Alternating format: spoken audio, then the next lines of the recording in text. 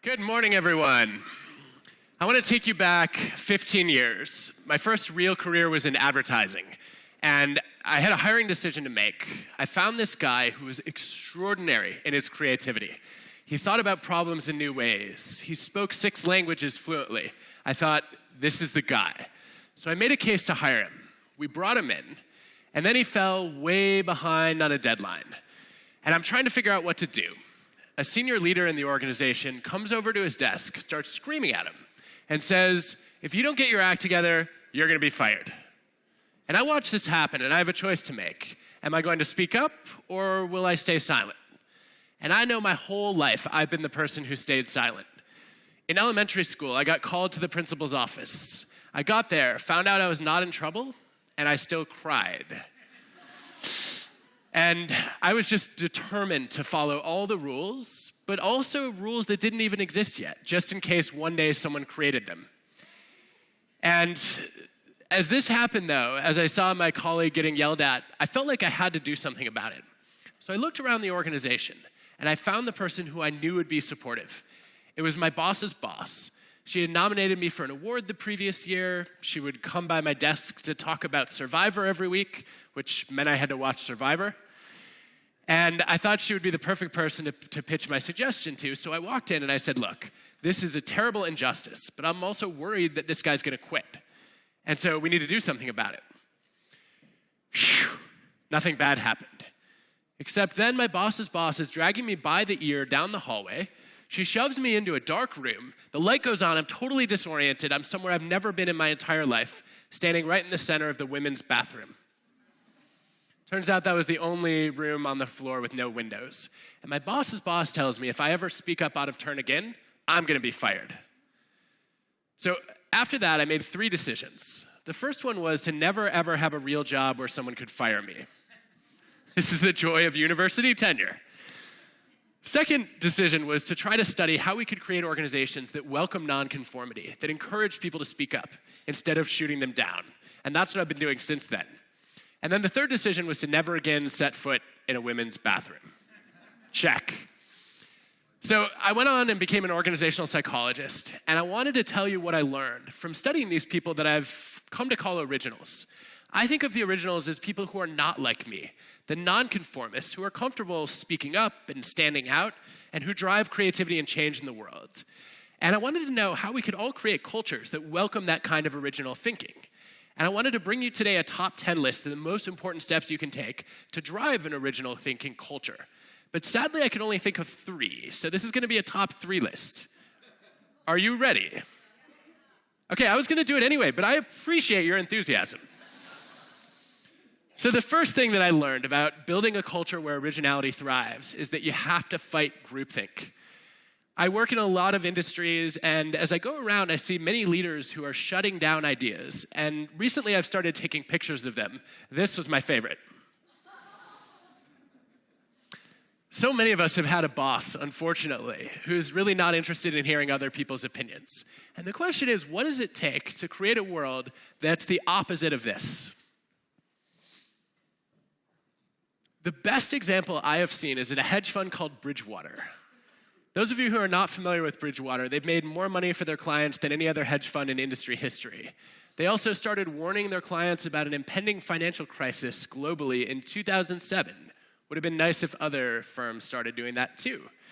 And they believe that the only way to beat the market is thinking differently. So they have a culture that has some pretty unusual practices, one of which is you can be fired for not speaking up. In your performance evaluations, you are actually reviewed on whether you challenge the status quo and constructively disagree with senior people. And you're expected to do that. It's part of the culture. So the culture gets tested a few years ago, and Ray Dalio, the billionaire founder, gets an email from this guy 3 levels below him. I'm going to call him today Jim, because that's his name. Jim sends this email, and he says, Dear Ray, you know that big client meeting we were just in? Well, I give your performance a D-. You rambled incoherently for well over an hour. This is a huge decision for the client, and I think you blew it. And he goes on for over a page like that. Now, I don't know about you, but I would not send that email to the billionaire founder of my company. But Ray's response is really telling. He writes back and he says, "Dear Jim, I'm sorry I let you down." And then he copies the entire executive committee of Bridgewater and tasks them to go investigate whether this is a pattern so that he can learn whether he's rambled in other client meetings and improve based on what he discovers. Now, if you stop there, this is pretty extraordinary behavior for a leader. But Ray takes an extra step. He then sends that email trail to the entire company so that everyone can see this is the kind of place where when you criticize a senior leader, you're going to be heard. And you're going to be actually encouraged to bring those ideas to the table. And that's, I think, the first and most critical step for building a culture where original thinking thrives. You have to create psychological safety.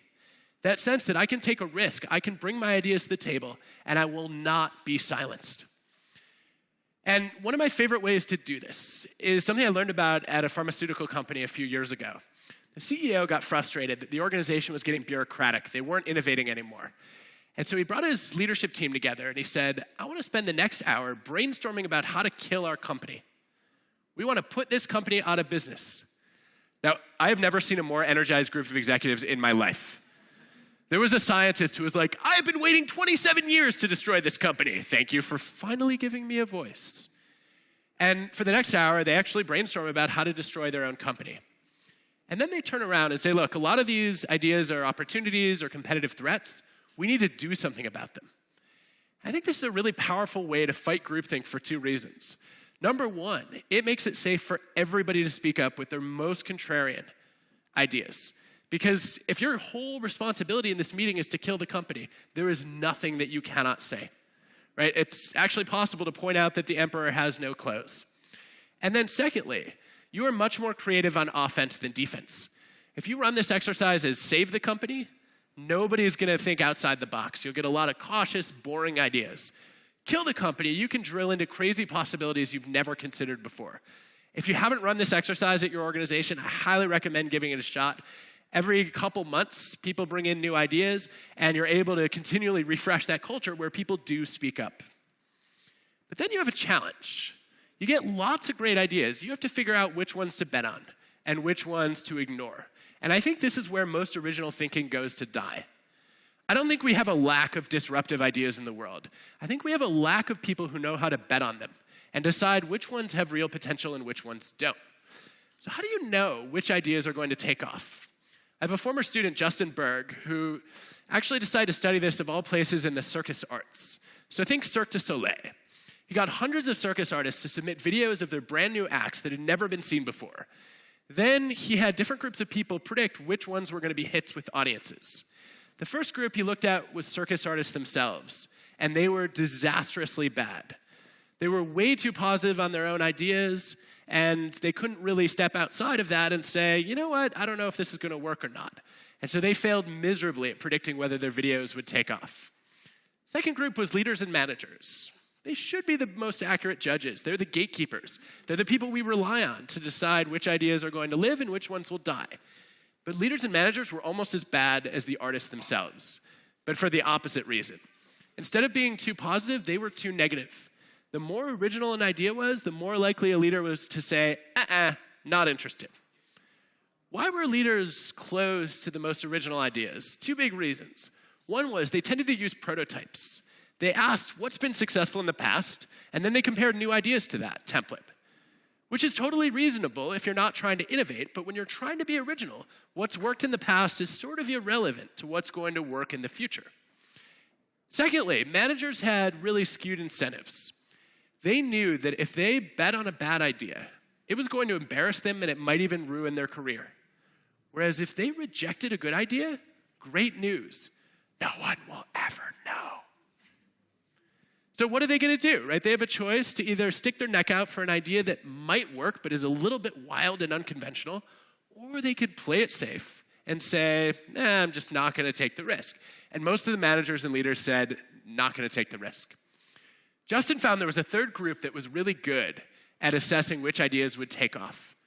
It wasn't the artists themselves. It was their peers, fellow circus artists, judging each other's ideas. Because they had this great perspective. Just like the artists, they were invested in seeing novel ideas take off. And they were willing to look at something pretty unusual and say, that could be kind of interesting. But unlike the artists, they had some distance, they had perspective. And they were able to say, you know that act where you dress up like a clown? Yeah, don't do that. Not good. That was actually a universal fact in the data. Clowns are hated by everyone. So one lesson from this is we should take managers and leaders out of the gatekeeper role. We should actually let creative people vet each other's ideas because they're the ones who are best able to forecast which ideas are going to succeed. But Justin went a step further and he asked, how could you, as a leader or manager, improve your own forecasting skills with new ideas? And he found there's a 5-minute exercise that did the trick. All you had to do was, before you judge other people's ideas, spend 5 minutes brainstorming about your own ideas. That 5-minute brainstorming exercise was enough to take you out of an evaluative mindset and put you in a creative mindset. Instead of looking for reasons to say no, after you'd brainstorm, now you're like, let me be a little bit more open. Let me take a chance on something that I don't quite get. I think that should be a rule. We should never judge other people's ideas until we've done a little bit of brainstorming of our own. But the danger of that is you might just fall in love with your own ideas. So the best version of this exercise is you brainstorm about something totally unrelated to get yourself into the right frame of mind, and then you start judging other people's ideas in a different domain. What about improving your judgment of your own ideas? Justin's research actually found a pretty cool way to do this too. He said, take your list of ideas you generate, rank them from best to worst, and then track which ones are most successful. Turns out your best idea, your favorite idea, is not actually the most successful. It's your second favorite that's most likely to take off. And I think the reasoning is pretty simple on this, that your first idea is the one where you're blinded to all the flaws. You're so excited about it that you can't see it honestly or objectively. Whereas the second idea, you have a little bit more distance from it. It's easier to say, oh, this is exciting for these reasons, but here are some reasons I might want to pause a little bit or revise it. And that distance, coupled with the enthusiasm and passion that you still bring to the table, gives you the right combination of being independent, being objective, but also having the motivation you need to have the idea take off. So we need organizations to give people a chance on new ideas, to take risks on the novel, the original, the unconventional. And that raises the question of how you identify people who are going to bring those ideas to the table in the first place. And this brings me to the third thing that I've learned about original thinkers, which is they hire differently from the rest of us. So some of you have probably experienced going in a job interview and realizing that the decisions you make about who to hire are about as accurate as a monkey throwing darts. And we have a lot of data to back this up, that managers are terrible judges of who's likely to be a star performer, especially when you're trying to assess creativity and innovation skills. And part of the problem is that interviews aren't always honest, although in occasional situations they are.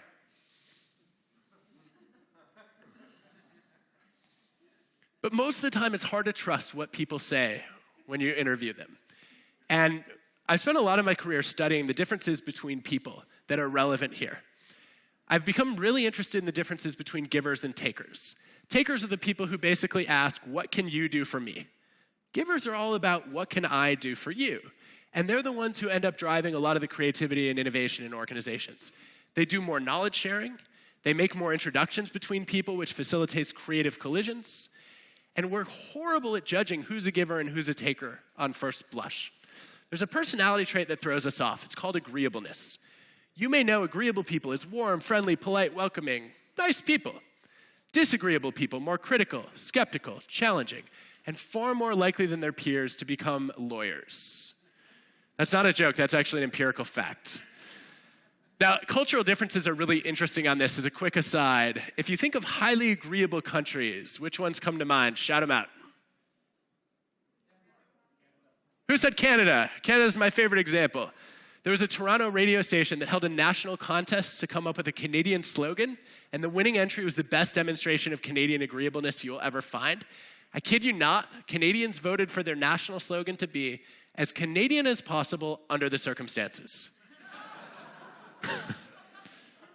Now, for those of you who are highly agreeable or slightly Canadian, you get this right away, right? How could I ever say I'm any one thing when I'm constantly adapting to try to please other people?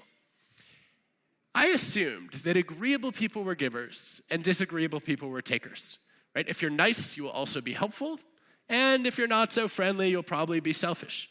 Then I gathered a bunch of data and found a zero correlation between those traits. Discovery was pretty simple, which is that agreeableness, disagreeableness is your outer veneer. How pleasant is it to interact with you? Whereas giving and taking are your inner motives. What are your intentions toward others? So if you really want to assess people accurately, you've got to draw the 2 by 2. And when you do that, you'll find there are 2 combinations you recognize instantly in your hiring process, and 2 that you overlook. Agreeable givers are easy to spot. They say yes to everything. Disagreeable takers are also quickly recognized, although you may call them by a slightly different name. And we don't waste our time on those people. The other 2 combinations that we overlook, there are disagreeable givers in our midst. People who are gruff and tough on the surface, but underneath have others' best interests at heart. Leave it to a Google programmer who said, oh, a disagreeable giver? That's like somebody with a bad user interface, but a great operating system. If that helps you. I think disagreeable givers are the most undervalued people in our organizations because they're the ones who give the critical feedback that everyone needs to hear, but no one wants to hear. They're the ones who challenge the status quo, play devil's advocate, ask hard questions. I think we need to do a much better job appreciating these people as opposed to saying, kind of prickly, must be a selfish taker, and writing them off. The other combination is the deadly one, the agreeable taker, also known as the faker. And this is the person who's nice to your face and then stabs you right in the back. It's nice to have givers on your bus. It is especially critical to keep takers off that bus because they're the ones who steal credit for other people's ideas. They hide knowledge or hoard it instead of sharing it freely. And they are deadly to creativity and innovation. So how do you catch a taker before it's too late? I think IKEA has mastered this.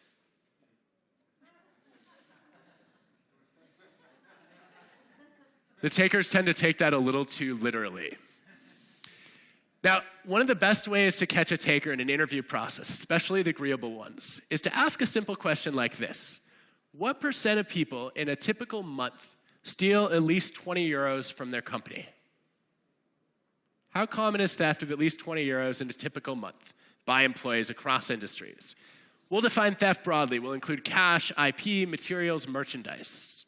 Let's get a show of hands. How many think it's 0 to 20%? Raise your hand, please. 20 to 40. 40 to 60. 60 to 80. 80 to 99. Okay, anyone for 100? You realize that includes you. Okay, good. So I want you to take your results with a grain of salt. Because if we were really assessing your likelihood of being a taker, we would give you a whole bunch of questions and then triangulate, is there a consistent pattern of responses? But the data do show the higher your estimate that other people are thieves, the greater the chances that you are a thief. So if you're sitting near someone with an 80% or higher estimate, I would check your wallets immediately. Now, what's interesting is the psychology of how people answer these questions. Most people, when answering the question about whether others would steal, start by asking themselves, well, what have I done, or what would I do? And so a caricature of this, an extreme taker answering this question is like, let's see, what % of people steal 20 euros a month? Takers always talk that way. Last week I stole 376 euros. I'm assuming 10 a month has got to be pretty common. 94%. Whereas an extreme giver answering the same question, it's like, how do you even steal 20 euros from a company? How many pens do you have to take home to it's about 70, by the way. What kind of person would do such a thing? I don't know, 3%. And these differences actually play out in large samples. Takers anticipate more selfish behavior from others. And that's part of how they justify and rationalize being a taker. It's not me. All of you people are selfish. And I'm just being smart, cautious, and self-protective. So the way you can apply this is take the taking behavior you're most worried about. It might be stealing credit for others' ideas. It might be hoarding knowledge. It might be dumping grunt work on others. And ask candidates how common they think that behavior is. If they give a high estimate, then you ask them why. And there are lots of legitimate answers. It's totally fine if somebody said, well, I've worked with a lot of thieves in my career. Or it used to be my job to catch thieves. The answer you have to watch out for is when somebody says, at the end of the day, I believe that people are fundamentally selfish. And that's code for I'm selfish, but I don't necessarily realize that I'm telling you that. So weed out those takers. And then try to bring in those disagreeable givers who are the most likely to be original thinkers. How do you spot an original thinker in the hiring process? A couple of things you can look for. One is, it's not the depth of experience, but the breadth that really matters. The ability to combine ideas from different domains. Easiest way to pick that up is to read a resume from the bottom up. Look at the very bottom for unconventional interests, unusual hobbies, diverse experiences. That's a marker of being predisposed toward original thinking. And then when you get into the interview process, at the very end, you can ask candidates, tell me how we would improve our interview process. They've just gone through it. They should have a bunch of ideas for making your hiring process better. And if they can't tell you right on the spot, it's not a great sign about how engaged they are in trying to challenge the status quo and how comfortable they are actually speaking up with their ideas. So look, I have a simple goal. My goal is to create organizations with more originals and more givers. I hope you will help me create those kinds of organizations. Thank you.